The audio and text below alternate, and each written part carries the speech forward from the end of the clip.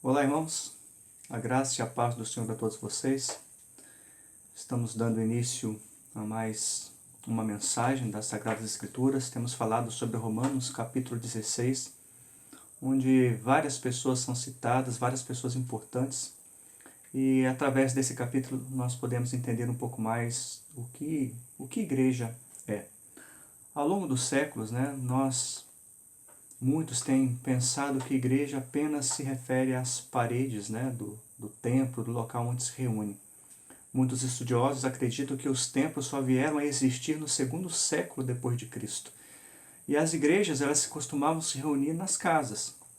E é bom que nós possamos olhar para o passado um pouco e rever, a importância de uma igreja não ficar confinada a um lugar. E como temos passado dias onde os templos estão fechados, vários deles, temos aí realizado os nossos cultos por meio de mídias sociais, é um tempo onde nós podemos refletir sobre o que de fato é a igreja e que essas meditações possam fazer com que você pense no teu lugar, no teu papel e o que igreja é para você. Não é? Bom, igreja se refere a pessoas. A igreja não tem a ver com as paredes, com os bancos, com os instrumentos musicais, embora tudo isso seja bom, útil, nos reunir em um lugar, mas as pessoas que são a igreja que se reúne na casa, no templo, é uma reunião de pessoas chamadas por Cristo. O apóstolo Paulo nos vai dizer isso, em Romanos capítulo 16, o título da mensagem é As Igrejas de Cristo, é o que eu tenho falado para vocês. E é importante nós relembrarmos algumas coisas que eu disse para vocês na mensagem passada. O tema principal da carta de Paulo aos Romanos é Romanos 1, capítulo 1, versículo 16 e 17, que diz o seguinte: Pois não me envergonho do Evangelho, porque é o poder de Deus para a salvação de todo aquele que crê, primeiro do judeu e também do grego, porque a justiça de Deus se revela no Evangelho, de fé em fé, como está escrito, o justo viverá por fé.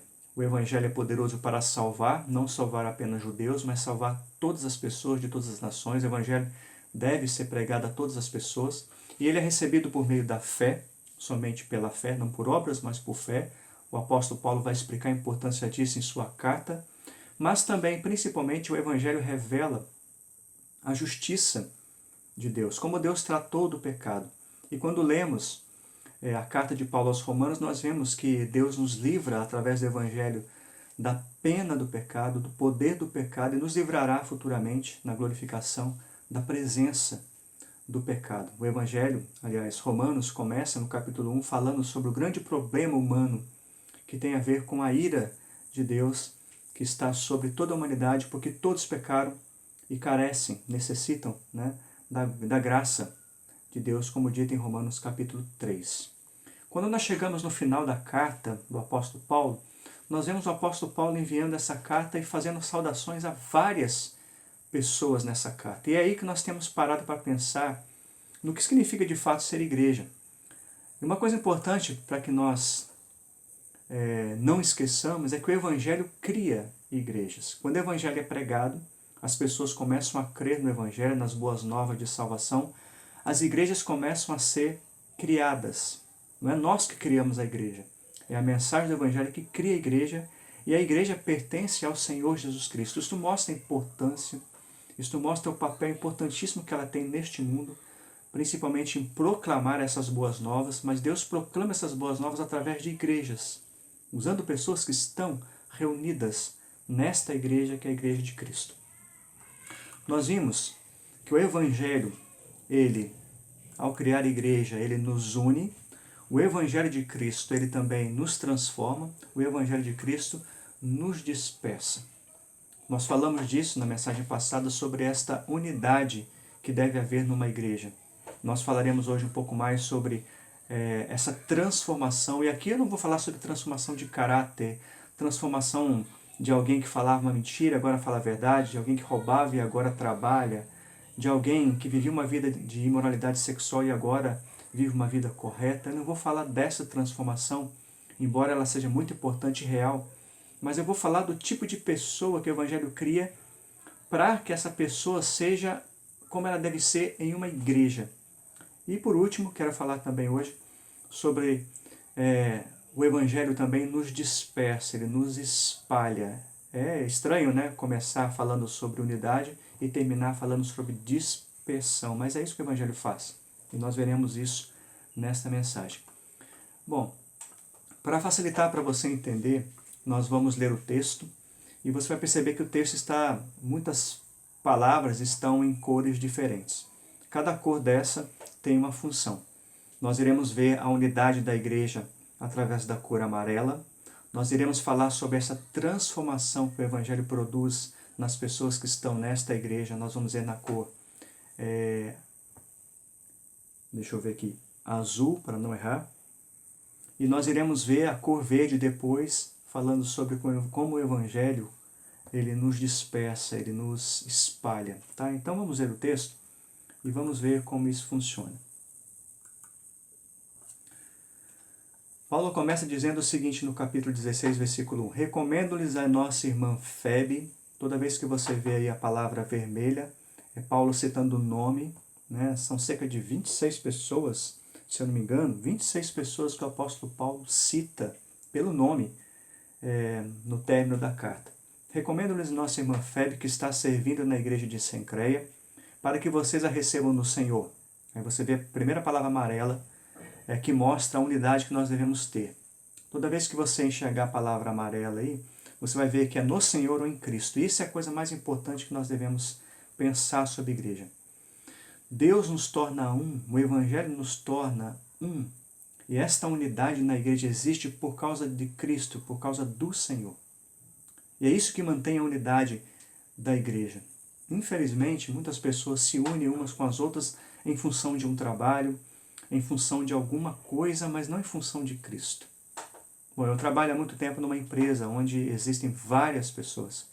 Mas se a empresa acabar, a unidade que nós temos como trabalhadores também se acaba. Muitas pessoas que estão numa igreja hoje, num templo, se reúnem por causa do local, por causa do templo.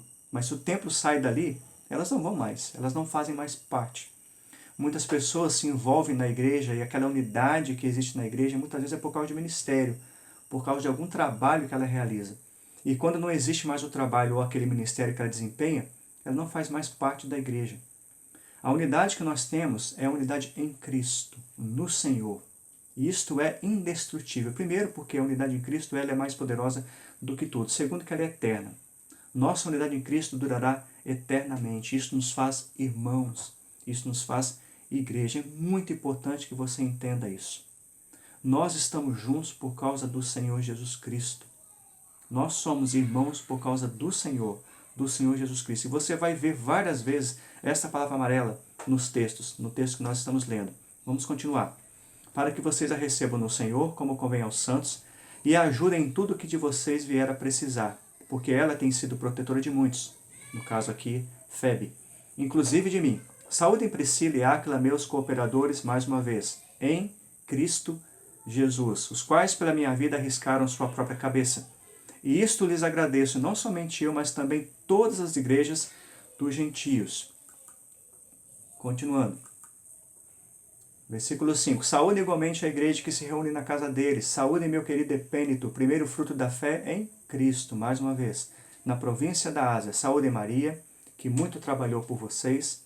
Saúde Andrônico e Júnias, meus parentes e companheiros de prisão, os quais são bem conhecidos entre os apóstolos e estavam em quem? Em Cristo antes de mim. Saúde Amplito, meu querido amigo, no Senhor. Mais uma vez, em Cristo e no Senhor, várias vezes aparecendo nestes versículos. Saúde Urbano, que é nosso cooperador em Cristo. E também meu amado Estax. Saúde Apeles, aprovado em Cristo. Saúde os da casa de Aristóbulo. Saúde meu parente Herodião. Saúdem os da casa de Narciso, que estão no Senhor. Saúde Trifena e Trifosa, as quais trabalham no Senhor. Saúde a querida Pérside, que também muito trabalhou, mais uma vez, no Senhor. Saúdem Rufo, eleito no Senhor.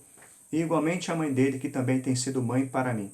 Saúdem Assíncrito, Flegonte, Hermes, Pátrobas, Hermas e os irmãos que se reúnem com eles. Saúdem Filólogo, Júlia, Nereu e sua irmã, Olimpas e todos os santos que se reúnem com eles. Saúdem uns aos outros com o mesmo santo. Todas as igrejas de Cristo mandam saudações. Você viu quantas vezes aparece Cristo no Senhor? está aí grifado em amarelo. Isso mostra que esses irmãos estavam unidos no Senhor. Cristo é a pessoa mais importante da igreja, Ele, é ao redor dele e nele que nós somos um. Isso tem que ser muito bem fundamentado em sua vida, se você é alguém que crê no Senhor Jesus Cristo.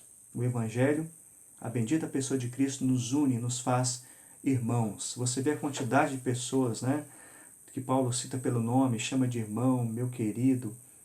Essa expressão de carinho, o que importa na igreja são as pessoas, muito mais do que o trabalho que ela realiza, são as pessoas que fazem parte desta igreja que é do Senhor, que é de Cristo. Você precisa entender que as nossas diferenças, os nossos problemas, a raça que temos, o sexo que temos, a cor que temos, a cultura que temos, o nível social que temos, desaparece quando a nossa unidade está no Senhor. Isso não é mais barreira para nós. Deus em Cristo, no Senhor, em Jesus, coloca na mesma igreja pessoas mais diferentes possíveis e faz dessas pessoas uma só em Jesus Cristo.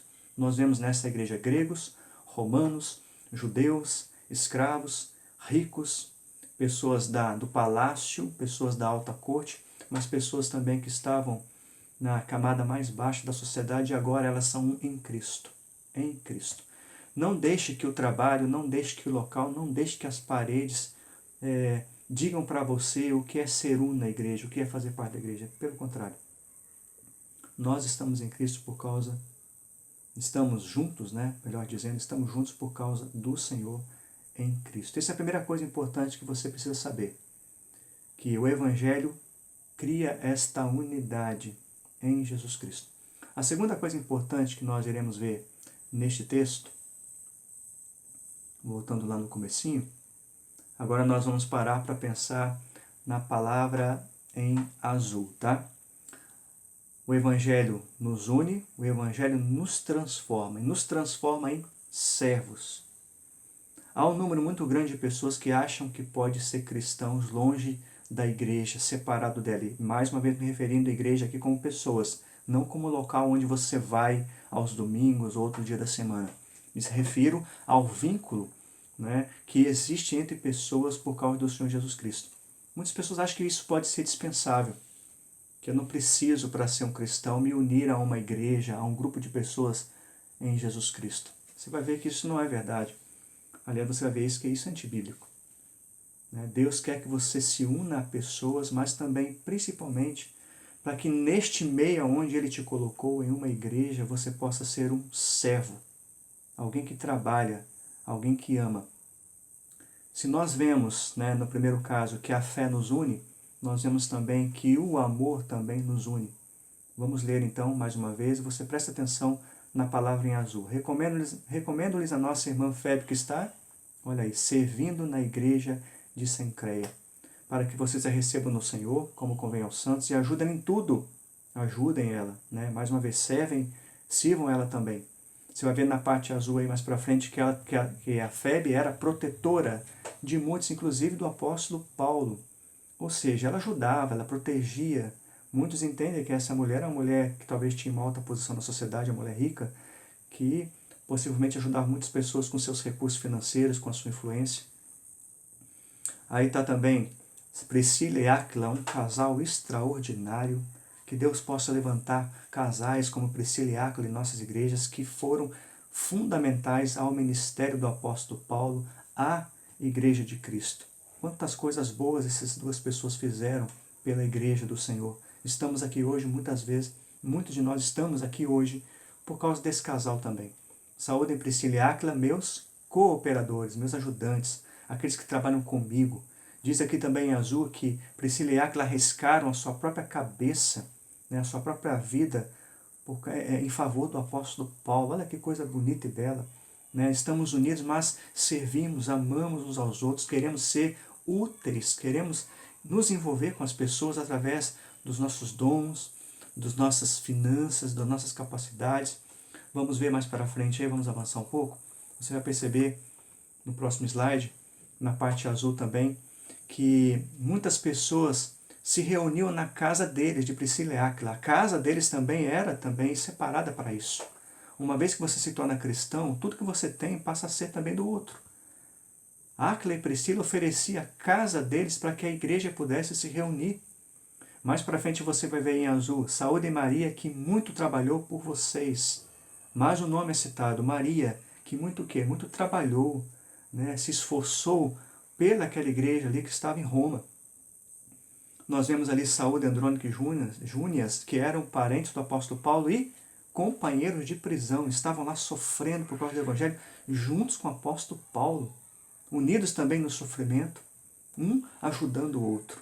Vamos avançar um pouco mais, no próximo slide você vai ver também Saúde, nosso urbano, mais uma vez, que é nosso cooperador, mais um ajudante do apóstolo Paulo. Lá para frente, mais chegando no final aí, você vê Saúde, Trifena e Trifós, as quais trabalham no Senhor. O Evangelho nos une, mas o Evangelho produz pessoas trabalhadoras, servas, que se envolvem, que ajudam, né, que trabalham em favor da igreja, porque há amor, há fé, mas há amor também. No final, Saúde, a querida Pérside. Possivelmente essa mulher Pérside era persa por causa do nome. Pérside significa mulher persa. Olha só que interessante, o Evangelho alcançando pessoas da Pérsia, de todos os lugares do mundo, né? Nós vamos ver isso depois. Mas Saúde, a querida Pérside, que também muito trabalhou muito no Senhor. Pessoas incansáveis, trabalhadoras. É impressionante como nós vemos pessoas hoje que vão às igrejas apenas para assistir um culto, ou para como um espectador, né? Eles vão como se fosse ao teatro e observam a apresentação de um show, de uma banda, de um grupo, observam algum pregador, alguém que irá trazer a mensagem, mas não se envolve nem um pouco, não trabalha nem um pouco. Igreja não é isso. Igreja não é um clube, igreja não é um teatro onde você vai ver uma apresentação. Igreja é aquilo que Deus criou para que as pessoas possam se envolver, dar-se umas às outras, trabalhar. O Evangelho produz pessoas trabalhadoras, servas de Cristo. Não seja um espectador. Certa vez eu ouvi de uma pessoa a seguinte, olha o que essa pessoa disse uma vez para mim, que ela gostaria de fazer de parte de uma igreja muito grande, para que ela pudesse entrar e sair sem que as pessoas percebessem a existência dela. Você imagina uma coisa dessa? Pessoas que querem fazer parte da igreja de Cristo, mas não querem se envolver com ninguém. Isso não existe. Quando nós entendemos que de fato é uma igreja, a beleza, a importância, essa unidade, nós queremos sim ajudar, queremos trabalhar, queremos fazer algo em prol de Cristo, em prol das pessoas às quais nós temos um vínculo em Jesus Cristo. Continuando, você vai perceber também aí na próximo slide que Saúde e Rufo, eleito no Senhor, igualmente a mãe dele, que também tem sido mãe para mim. Há uma história muito interessante sobre esse Rufo. Em Marcos capítulo 15, nós vemos a menção de um homem chamado Simão de Cirene. Quando Jesus estava carregando a sua cruz, indo em direção ao Calvário, ele não estava mais aguentando a sua cruz por causa do peso e por causa dos machucados que ele já tinha recebido por causa das chicotadas que ele levou. Então, a guarda romana, escala, forçadamente um homem para que ajudasse Jesus Cristo. E este homem se chamava Simão Cireneu, que era pai de Rufo e Alexandre. Muitos acreditam que esse Simão que ajudou Jesus a carregar a cruz ali era pai desse Rufo que está aí. Olha só. E é bem possível que Rufo, ao ajudar Jesus Cristo, percebeu quem ele era e acabou se convertendo ao cristianismo, se tornou um servo do Senhor, e não somente ele, como também Rufo e Alexandre, seu irmão, mas não somente eles, a família inteira, porque você percebe que igualmente a mãe dele, que também tem sido mãe para mim. Que coisa impressionante, o apóstolo Paulo tinha alguém que o tratava como filho, a mãe de Rufo, a família inteira estava servindo ao Senhor, e esta mãe era a mãe tanto de Rufo, como também ajudava o apóstolo Paulo como mãe dele. Que coisa bela, não é? Nós vemos aí o Evangelho produzindo pessoas que trabalham, que se esforçam, que ajudam umas às outras. Como você tem sido em sua igreja local? No grupo onde você faz parte, você está unido a esse grupo no Senhor? Às vezes nós conversamos muito sobre outras coisas, nós falamos muito sobre comida, sobre os problemas políticos que nós enfrentamos, sobre coisas corriqueiras, sobre coisas muitas vezes banais, mas poucas vezes falamos pessoa que nos une do Senhor Jesus Cristo. Quando você encontra o irmão na fé, esta unidade que é entre vocês é no Senhor, quantas vezes você já conversou com ele sobre a beleza de vocês serem irmãos, queridos irmãos, e poder ter essa fé comum que une vocês em Jesus Cristo? Você inclui Jesus em suas conversas quando você está com seus irmãos? Segunda coisa importante que nós vemos aqui. Quem é você no corpo de Cristo? Você é um trabalhador? Você é alguém que tem usado os seus recursos, os teus dons, talentos, habilidades, a tua própria casa para servir a igreja de Cristo? Nós vemos pessoas importantes aqui, pessoas que usaram seus recursos, suas casas. Vemos pessoas capacitadas aqui para a liderança, que também serviram a igreja em sua capacidade de liderar, mas também uma mulher como Febe, dotada de qualidades muito importantes, que também são usadas para a glória do Senhor Jesus Cristo e para servir a igreja dele. Você tem dons, você tem talentos que Deus lhe deu para que você possa usar isso para a igreja que é dele. Entenda isso. A terceira coisa, e última que nós iremos comentar hoje, é que o Evangelho também, ele não somente nos une, não somente transforma a gente em servos, mas também o Evangelho nos espalha. E quando eu digo aqui que o Evangelho nos espalha, é porque Deus quer que nós preguemos o Evangelho a toda criatura. E não faz sentido ficarmos confinados em um templo. E, infelizmente, quando nós pensamos que o templo é a coisa mais importante que existe, e a nossa unidade está dentro de 4 paredes, nós perdemos totalmente o propósito da igreja, que está aqui pela causa principal de poder pregar o Evangelho a toda criatura. Não somente no bairro, mas também por todo o Brasil e por todo o mundo. E você vê exatamente acontecendo aqui. Vamos ver a parte verde agora para você entender melhor. Paulo diz que Febe era uma serva na igreja de Cencreia. Não ficava em Roma. E ela é serva da igreja que está em Cencreia. Você vê lá no final aí, né? Isso lhes agradeço, não somente eu, mas também todas as igrejas dos gentios, igrejas locais. Há somente uma igreja, a igreja de Cristo. Mas essa igreja aqui na terra ela é espalhada por várias igrejas locais, espalhadas para tudo quanto é canto. Isso é necessário. Igrejas em vários locais, é muito importante que isso aconteça. E infelizmente, muitas vezes, colocarmos o templo, a instituição física, como parede, como CNPJ, como a coisa mais importante, limita a igreja. E não é isso que tem que acontecer. A igreja se espalhou. E se espalhou pelo império mais poderoso, né? Roma. A igreja estava entrando no Palácio Real. A igreja estava servindo várias pessoas em Roma, a capital do império. Pense em São Paulo, a cidade mais importante do Brasil. Roma era a cidade mais importante do império, era a capital. Alguns acreditam que havia 2 milhões de pessoas nesta cidade imensa. E a igreja estava ali. Que coisa impressionante. Deus chamou a igreja dele para não ficar isolada em um bairro, mas para ser espalhada em tudo quanto é canto. Deus quer igrejas urbanas que estão no centro das cidades, evangelizando as pessoas que estão envolvidas nas suas mais diferentes áreas. Deus não quer apenas uma igreja rural, Deus quer uma igreja rural, urbana, em tudo quanto é canto do mundo. Ele quer que a igreja dele se espalhe, e nós vemos isso. Olha outra coisa, vamos ver o próximo slide. Paulo diz aqui que Epêneto foi o primeiro fruto da fé em Cristo na província da Ásia. Olha aí a Ásia sendo alcançada por Cristo. Primeiro, Paulo se lembrando do primeiro fruto da fé em Cristo, Epêneto, na província da Ásia. Nós vemos no próximo slide. Olha só. Nós vemos aí que Saúde, Assíncrito, Flegonte, Hermes, Pátrobas, Hermas e os irmãos que se reúnem com eles. Mais uma igreja aqui, mais uma igreja local. Nós vemos no próximo, Saúde, Filólogo, Júlia, Nereu e sua irmã, Olímpio e todos os santos que se reúnem com eles, possivelmente mais uma igreja local. E no final aí Paulo diz, todas as igrejas de Cristo, igrejas locais. Existe uma diferença muito grande entre reprodução e multiplicação.